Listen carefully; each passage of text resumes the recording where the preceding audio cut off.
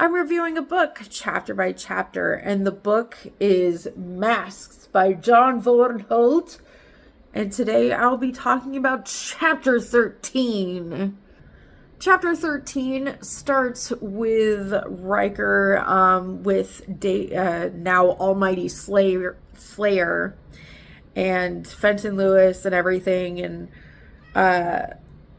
he goes into the woods, and the little creature that was his pet is back. Daytimer's now Almighty Slayer's pet.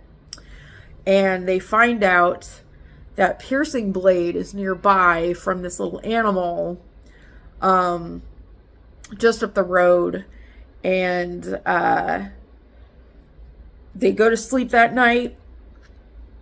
And Piercing Blade is found by Pulaski shooting who they think is Daytimer in the face. But Data and Almighty Slayer have changed masks.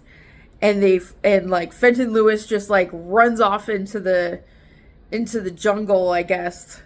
And he catches up with Piercing Blade's party with Picard and Deanna and everything.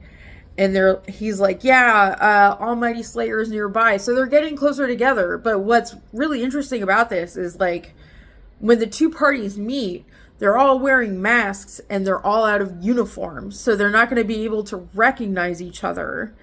And Picard and Piercing Blade are having sex in this chapter. So they've gotten closer. So he's invested in Piercing Blade being the one with the wisdom mask in the end, and Almighty Slayer as, with Riker and all of them, and they're invested in Almighty Slayer winning the imminent fight for the wisdom mask, or the ability to rule the planet, and none of them want the Ferengi to interfere. So it's really good. It's doing a great job of building up to that moment. And the chapter ends with Piercing Blade saying, my father, let my father know that I'm here. Basically saying that Almighty Slayer is Piercing Blade's father, which is pretty cool. It's building up, braiding in increasing amounts of tension, but not too much. I don't really buy that Picard would just sort of throw himself into a romantic thing on a mission, but whatever.